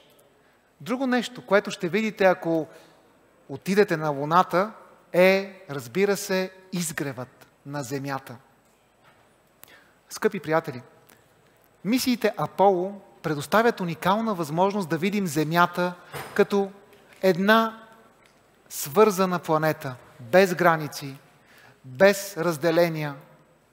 И тази космическа перспектива вдъхновява милиони, бих казал и милиарди хора и днес. Вижте, ако се опитаме да погледнем Земята, красива е, нали? Нашата планета, нашето бледо синьо съкровище. И именно за това от Луната можем да оценим още повече ролята на Земята. И както на Земята виждаме фазите на Луната ще виждаме от едната страна как Земята я озарява. Защо от едната страна? Ами защото поради особеността на взаимодействието между Земята и Луната, нашите две тела са вплетени в един гравитационен танц, така че една обиколка на Луната около Земята е точно толкова, колкото едно завъртане на Луната около оста си. Това означава, че поради това гравитационно приливно заключване от Земята виждаме само едната половина. Ако сме точни, 53% от Луната. Но и другата част на Луната, разбира се, е осветена. Просто ние не можем да я видим от Земята. Затова трябва да излетим в космоса, скъпи приятели, за да можем да изследваме онова, което е невидимо от Земята. И на обратната страна на Луната може да видите, няма бази на извънземни, има обаче множество кратери. Много повече кратери, отколкото от близката страна. Защо е така? Защото малко след образуването на Луната, Земята и Луната са много близки. Част от вас може би знаят, за други може би ще изненада, че Луната се отдалечава от нас. 4 сантиметра всяка година Луната се отдалечава от нашата планета. Така че когато вие сте се раждали, може да си сметнете, ако сте на 10 години, Луната е била на 40 см по-близко, ако сте по-големи, може би даже няколко метра. Така че космосът е променлив, макар и да е в много по-големи мащаби, в сравнение с нашите човешки мащаби, космосът наистина се променя и Луната е доказателство за това. Дали можем отново да стъпим на Луната? Можем. Само преди няколко години беше изстреляна първата мисия от програмата Артемида. В митологията Артемида е сестрата на бог Аполон, така че програмата Артемида на Американската космическа агенция НАСА в партньорство с множество агенции по целия свят има за цел да изпрати отново хора, които да стъпят на Луната. Към днешна дата това трябва да се случи в края на 2026 година най-рано. Мисията Артемида 1 направи успешно излитане, облитане и връщане, но без астронавти. Това беше непилотирана мисия. С гордост мога да кажа, че България е част от програмата Артемида, тъй като е подписала споразуменията Артемида. Това означава, скъпи приятели, че всички вие можете да бъдете част от изследователите, които ще работят, а защо не и да летят на някои от последващите мисии от програмата Артемида. Какво очакваме? Очакваме програмата Артемида 2, която да направи тест с астронавти на борда. И есента на 26-та година, най-рано, разбира се, мисията Артемида 3, която да се прилуни. Тогава ще имаме първата дама астронавт, която ще стъпи на Луната, и първият астронавт с различен цвят на кожата, който ще стъпи на Луната. Но ако погледнем по-напред в бъдещето, това, което ни очаква, е база на Луната. И тук бъдещето е във вашите ръце, скъпи приятели. Днес имаме технологиите да изпращаме отново хора до Луната, тъй като мисията Артемида, програмата Артемида, използва една от най-новите системи за изстрелване на ракети. Това е Space Launch System. Активно се работи по програмата Starship на Илон Мъск, която е съществена част от програмата Артемида, тъй като ако астронавти ще кацат на Луната през 2026 година, те ще имат нужда от множество изстрелвания на междузвездния кораб Starship на Илон Мъск, който да подготви пътя на тези астронавти, за да може да се пренася гориво, да се прави трансфер на ресурси в пространството между Земята и Луната. Така че напредъка на Starship, напредъка на програмата Артемида вървят ръка за ръка. И всички вие може да бъдете част от това. И на финала, нека ви покажа какво се случи тази сутрин. Преди повече от месец беше изстреляна 6-та мисия на Китайската космическа агенция, която успя да се прилуни на обратната страна на Луната, да вземе проби. Те излетяха към Земята и днес, около 9:10 сутринта българско време, бяха доставени. Нека видим едно видео от мисията Чанга 6.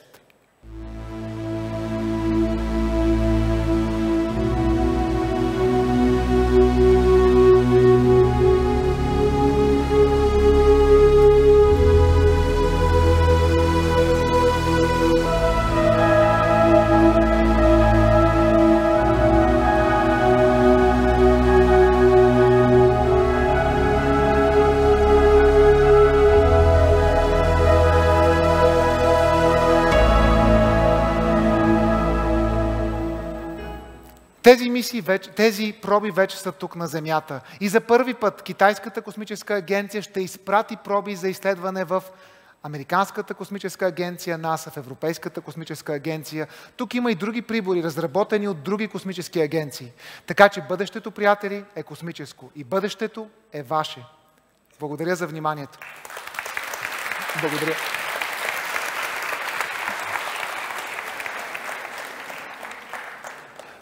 И сега, след тази разходка до Луната, се връщам в ролята на водещ, за да представя едно пътешествие към Марс, но не към червената планета Марс, а към белият Марс. Ще потеглим към Антарктида, където България има трайно, устойчиво и изключително успешно присъствие.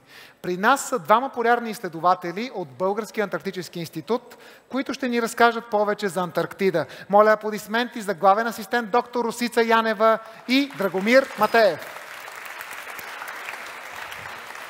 Привет. Привет. Привет. Добре. Напред-назад. Здравейте! Здравейте! Много се радвам да ви видиме. Сега ще ви разкажем малко за Антарктида и всъщност ще направим един паралел от прекрасния разказ на доцент Божилов за Луната и космическите пътешествия и защо всъщност ние свързваме Антарктида с космоса.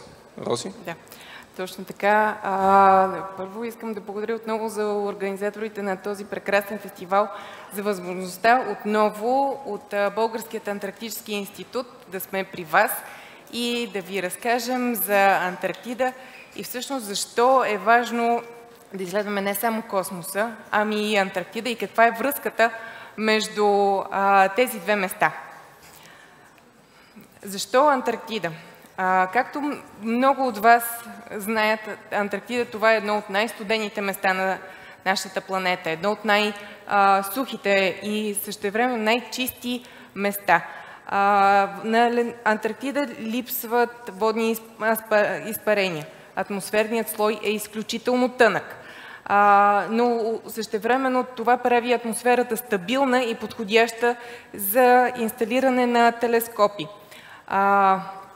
Също така е идеално място за наблюдение на слънчевата радиация и късите микровълни в следствие на големият взрив, за който и доцент Божилов така загатна. С какво Антарктида допринася в изследването на космоса? Един така широко популярно е званието на така паралела на Антарктида, който се прави, и на Антарктида е синоним също на белият Марс.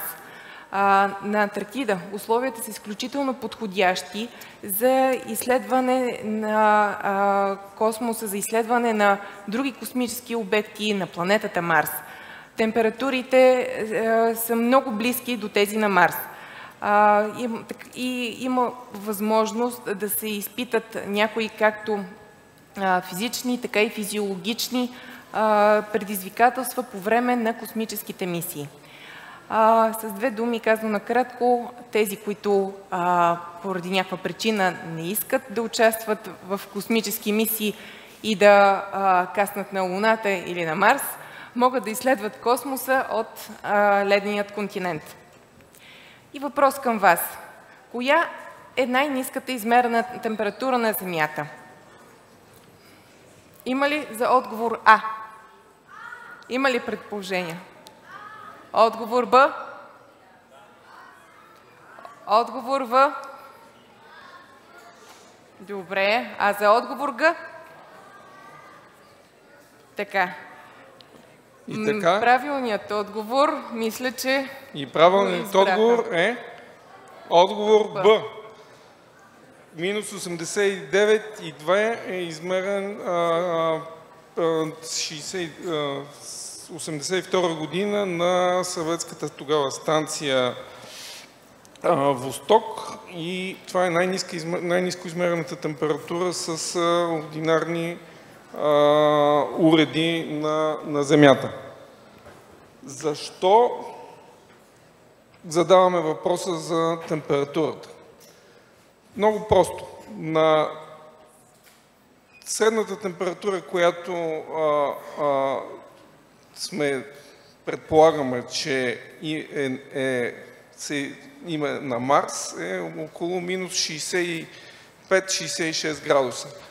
Това значи, че условията на Антарктида, в зимните условия особено, се приближават изключително близко до условията на Марс. Защо, поради каква причина всъщност правиме този паралел? Ако искаме да изпратиме след година, 2, 5, 10, в зависимост от развитието на технологията, както видяхме, хора и астронавти на Марс, ние трябва да се научим да живеем в такава среда, която е там. Тоест изключително тежка и негостоприемна за за хората. От една страна. От друга страна, каква е приликата на Марс с Антарктида? Изобщо на космическите пътешествия и изследвания. Това, че всъщност астронавтите, както и антарктиците, особено в зимния сезон, са изключително изолирани. Тоест няма никакъв достъп реален до останалия свят, тъй като Антарктида е изключително трудно достъпна. От една страна. От друга страна пък дългите месеци на изолация, т.е. живот в малки колективи, съответстват по същия начин и на това, което ще се случва в космическите кораби. Тоест, тук имаме едни много тънки паралели, които ще можем да изследваме и изследват научните работници и хората, които работят на Антарктида. И от тук пробваме да вадим и изводи какво би се случило в бъдеще с космическите пътешествия. Да, точно така. Изключително важно е колективите, екипите, които ще участват в мисии, да могат не само физически да са устойчиви на тази враждебна околна среда, а и да могат да са устойчиви в самият социум, в самата група. Затова НАСА непрекъснато изпраща екипи за подготовка за оцеляване в екстремна околна среда, в изолация от външния свят.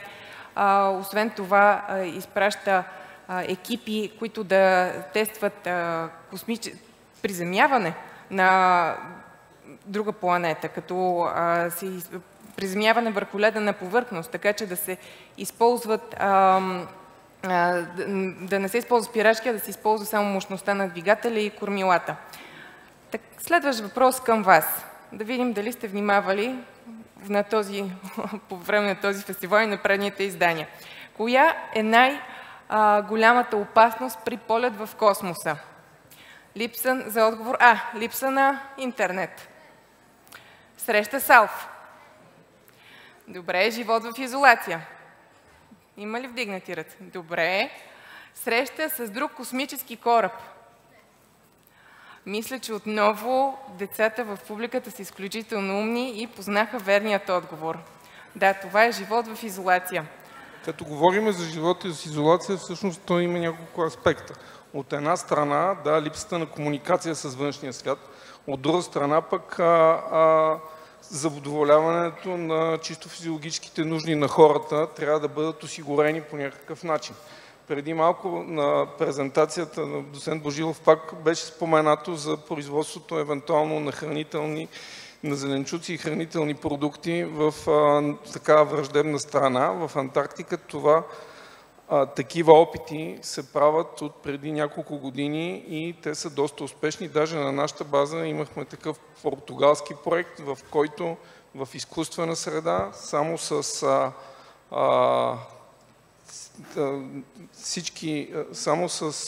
слънчевата светлина и с изкуствено донесена почва бяха отгледани зеленчуци, марули, които след това ги направихме на салат. И ги изядохме доста успешно. Тук искам да кажа, че това е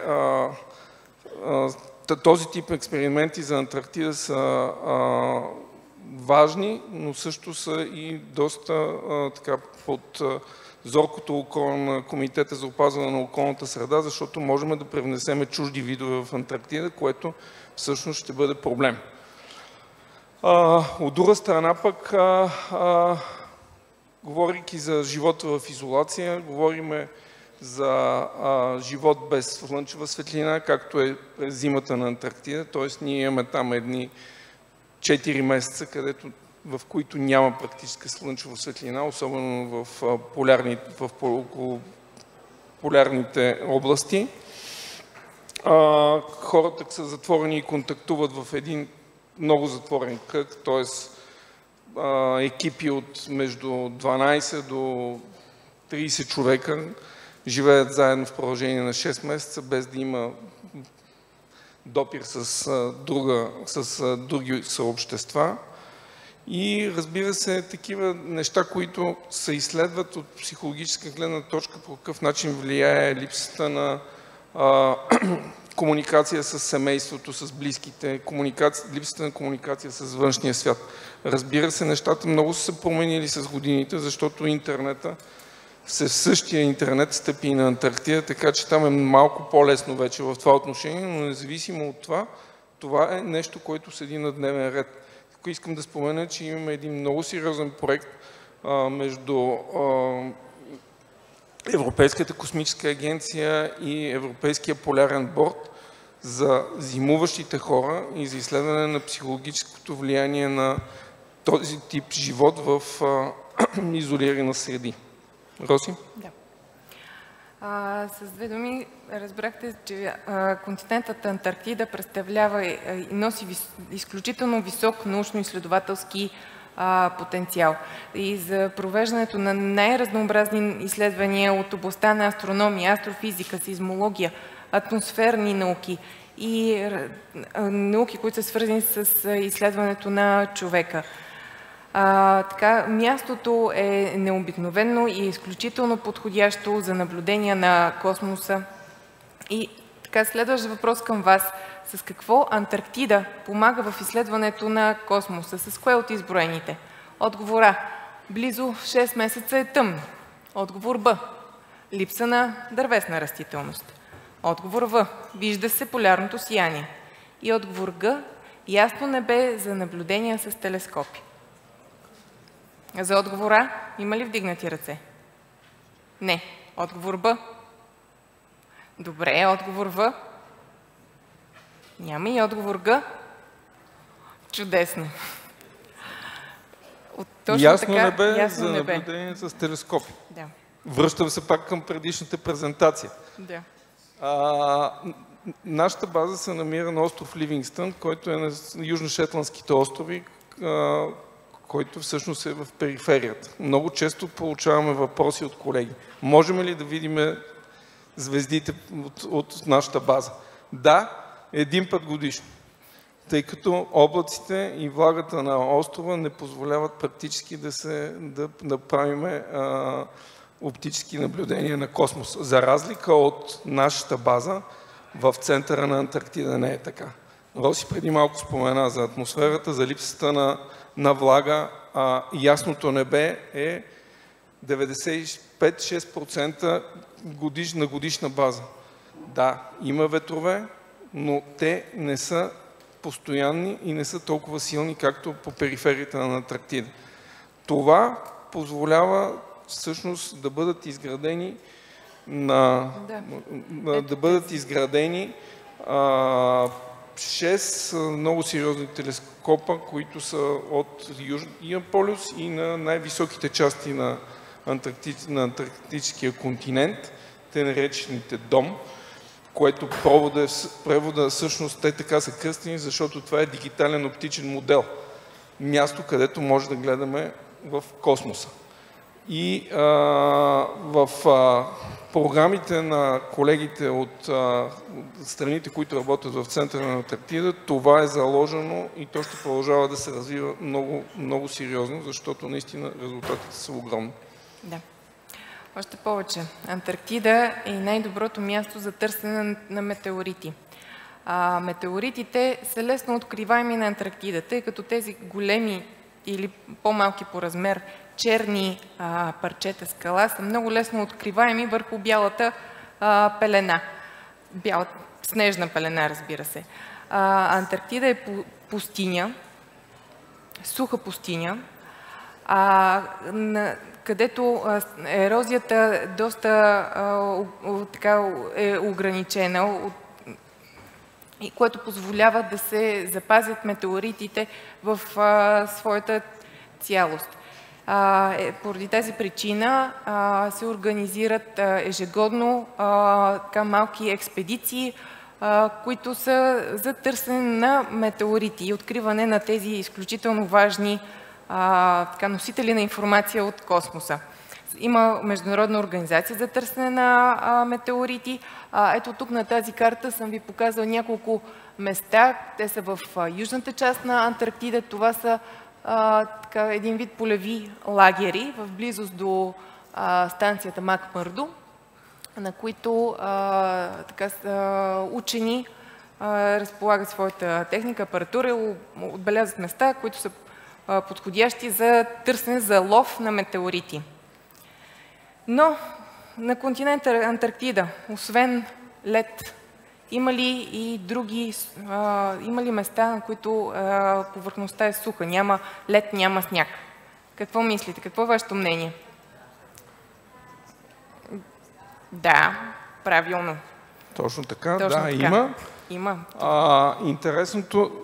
Интересното на тези места са първо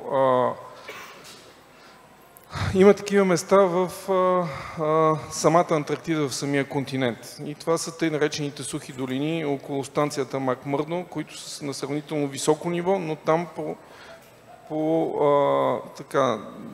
ред причини няма снежна покривка, т.е. няма ледена покривка и те са свободни.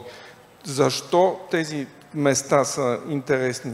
Естествено, защото всъщност терена, както може да видите тук, е много пясъчен и той пак се доближава до това, което очакваме да видим на Марс. И между другото, марсохода, за който говореше професор Коп, може би на места, може би е пробван и там, или са правени опити, почти съм сигурен. В това отношение колегите от Американската антарктическа програма са ни споделили, че всъщност имат много сериозни проекти с НАСА за тестване на екипировка и на всякакъв вид апарати, които евентуално биха били полезни в изследването на планетите около нас и на космоса. Също така, изследването на всякакъв нов вид материали, за дрехи, за астронавтите, също става на Антарктида. Между другото, тук в залата някъде видях представители на фирма Диал, която ни облича, и също ние всяка година говорим с тях по повод как да разработваме по-добри материали за Антарктида. А защо не пък и за космоса след някой друга година? Така че Антарктида всъщност е едно огромно поле, което може да бъде използвано за изследване на всичко това, което би ни послужило в бъдеще за развитието и за изучаването на космоса. Да, точно така и с тези думи ние финализираме нашата презентация. Надявам се, че ви хареса, че ви беше полезна и най-вече се надяваме сред вас да видим следващите участници в полярни експедиции. Благодарим. Благодаря. И ние благодарим. Страхотни бяхте. Бяхме на Марс, бяхме на Луната, бяхме на Антарктида. И всъщност сега ще трябва да се върнем малко на Земята, за да поговорим за една друга необятна вселена – апетитът. Удоволствие да представя главен асистент доктор Мария Николова, която е експерт по хранене и диететика. Тя се занимава с това да се храним здравословно, да поддържаме здравословно тегло, което е важно за всички мисии и експедиции и в Антарктида, и на Луната, и на Марс, и на Земята. Така че заповядайте, доктор Николова, сцената е ваша. Здравейте от мен. Аз съм специалист по хранене и диететика и в началото си задах въпроса само до преди 30 минути каква е връзката, но преждеговорившите ме убедиха, че всъщност бихме се стремили да достигнем тегло, което бихме тежали на Луната, а пък всъщност е изключително интересно да видим как да се преборим с витаминно-минералните си дефицити, не само на Луната, но и в космоса, и на Антарктида, и въобще как да бъде нашето хранене. Така че запазвам личните си интереси да бъда следващия участник в мисия на Антарктида или съответно до Луната, защото след няколко минути ще трябва да ви споделя наистина за една вселена, един космос, който всъщност живее в нас. И трябва да провокираме нашата фантазия за това да видим какво всъщност се случва с апетита и контрола на храненето ни. Но преди това искам да ви така споделя едно кратко видео за това как се развиваме.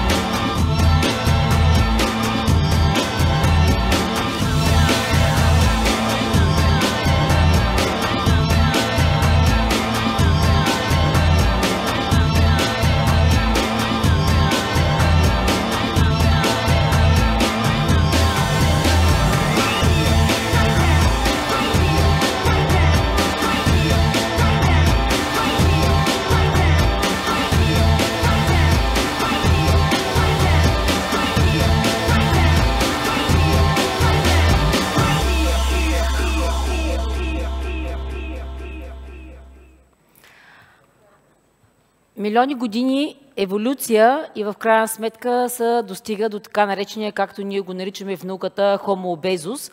И как това се случва при условие, че нашата вътрешна вселена е така изградена, че енергоразхода да бъде равен на енергоприема. Ние имаме една съвършена хомеостатична система в нашия организъм.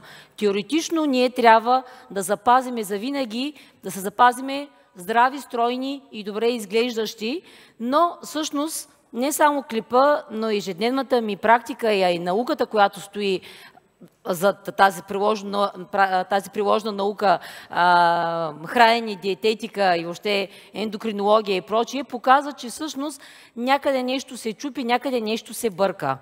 За да нарушим този баланс между апетит, прием на храна и разход на енергия. Разход на енергия не е просто само да сме живи, разход на енергия да се движиме. Чудесно би било, ако се движиме с скоростта на светлината.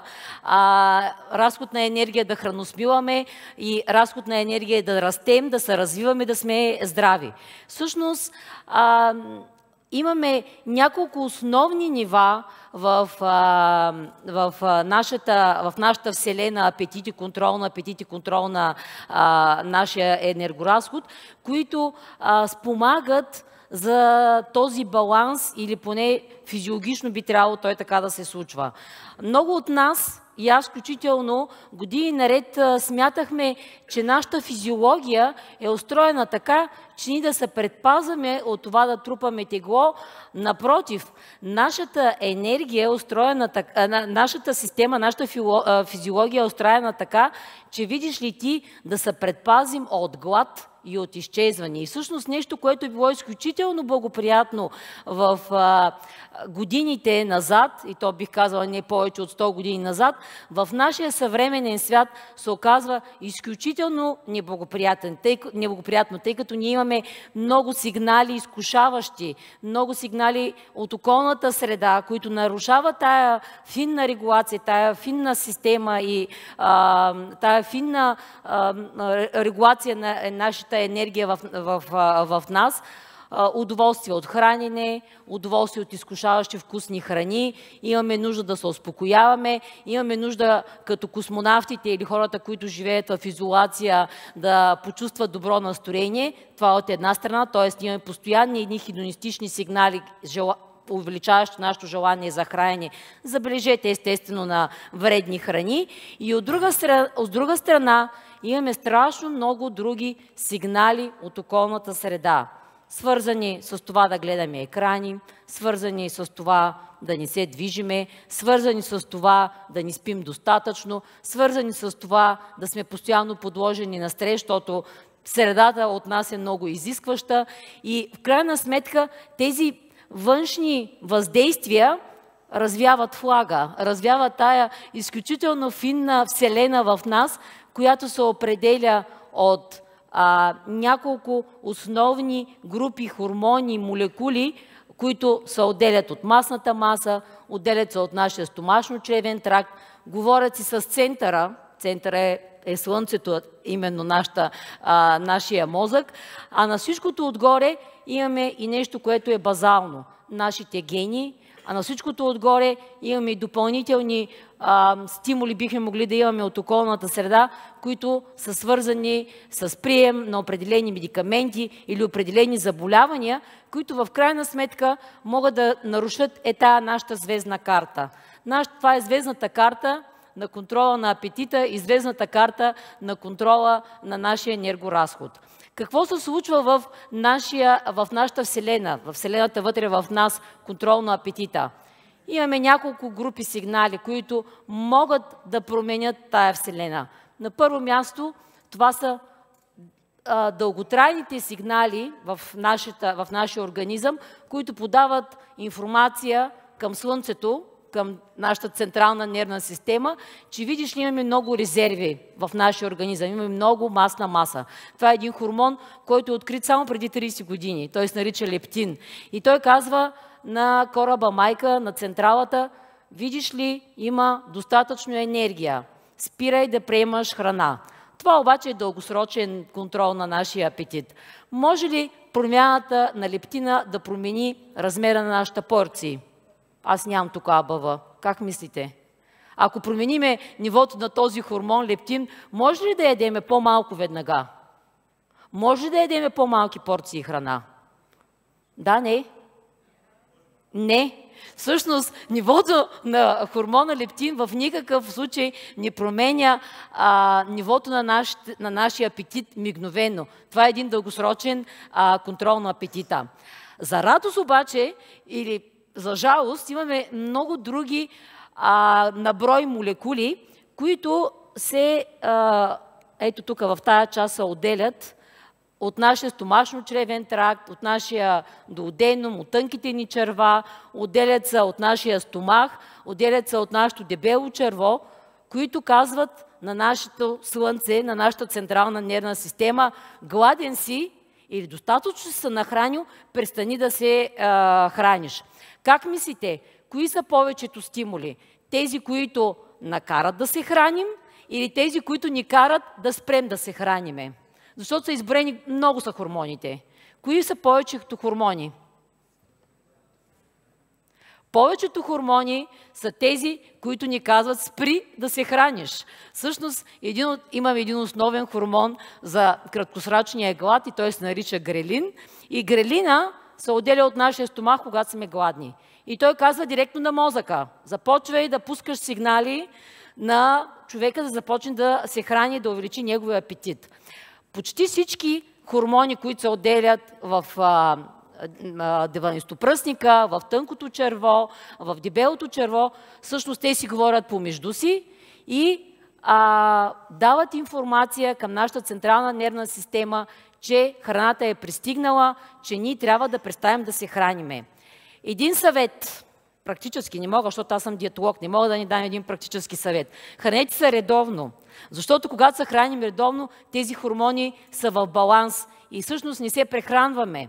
Второто нещо, хранете се бавно и с удоволствие и седнали, защото когато едем бързо, всичките тези хормони на ситостта и на засищането не могат да се включат и не могат да кажат на слънцето, на централната нервна система: спри да се храниш, защото храната вече е тук. И де-факто ние поемаме много повече храна, много по-енергийна и всъщност задвижиме ни много неблагоприятни промени в нашата вселена, вътре в нас, по отношение контрола на апетита. Сега, по отношение на слънцето, на централната нервна система, ние решихме да ни показваме една много, много сложна, още голяма схема по отношение на това колко много сигнали там се координират и взаимодействат. Но всъщност Слънцето, централната ни нервна система, е мястото, където приема всички сигнали от периферията, краткосрочни, дългосрочни, и дава в крайна сметка сигналите за това какво трябва да се случва, как трябва да се действа. Дали да увеличим нашия хранителен прием, дали да увеличим нашия енергоразход и как те да се балансират и да взаимодействат помежду си прием и разход. Това звучи изключително лесно, изключително логично и изключително физиологично да се случва, но в крайна сметка в реалната практика и в реалния свят всъщност това не се реализира на практика, защото има, както показах и в началото, много фактори, които разклащат нашата вътрешна вселена, много фактори, които я модифицират и които ние също можем обаче да противодействаме и да модифицираме. И всъщност моят апел би бил в тази посока, да направим така, че да изследваме още по-детайлно тая наша вътрешна система и да видим как ние бихме могли да я променяме.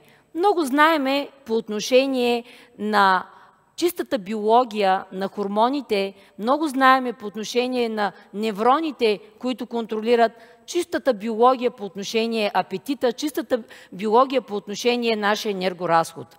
Но все още недостатъчно знаеме по отношение за това как и защо ние се храним за удоволствие. Тоест, може би ето тук ще бъдат следващите докторантури, които ще се разработят точно в тази посока. Как ние да спрем да се храним за удоволствие или как ние да контролираме тази допаминова, серотонинова комбинация от най-различни хормони система, за да престанем да се храним за удоволствие, а да се храним, за да бъдем здрави, да се развиваме и да се чувстваме добре. Още по-голям интерес за нас и пак предстои за вас всъщност тая работа, е как ние да контролираме крайния акт. Да бъдеш или да не бъдеш. Да изядеш тортата или да не изядеш тортата. Защото ние, повтарям, много знаеме по отношение на биологията. Периферия, централа, взаимодействие между тях. Но твърде малко или по-скоро недостатъчно знаем как да направим така, че да избираме здравословната храна. Как да направим така, че хора, които имат променени гени, хора, които имат неадекватни реакции, хора, които имат най-различни резистентности, да овладеят ето този биологичен глад или съответно да овладеят това си желание да се хранят за удоволствие и съответно да могат да контролират желанието си по отношение на нещо, което ние диетолозите наричаме храна с висока биологична стойност и с ниска, храна с висока енергийна стойност и с ниска биологична такава. Така че аз смятам, че тази вселена, свързана с, като е в нас, с апетита, въвличаща в себе си стотици, може би хиляди ще се окажат молекули, неврони, живеят в една строга йерархия. Живеят си мирно, кротко и много добре, но всъщност много външни фактори по-настоящем успяват да я разтърсят, да я променят, да я модифицират и всъщност от нас зависи, аз смятам, че и от учените, и от лекарите, да направим така, че да знаеме повече за тази вътрешна система, за тая вътрешна вселена. Изключително се вълнувам за това, че съм част от това събитие. Благодаря на организаторите, защото смятам, че човек е това, с което се занимава. И с това, което мисли, с това, което му е фокус. Аз призовавам хората да започнат да се занимават със себе си, да знаят повече, включително и не само за вселените около нас и за външните светове, не само за далечните континенти, но нека да научим малко повече за вселената с нас. Много ви благодаря за вниманието.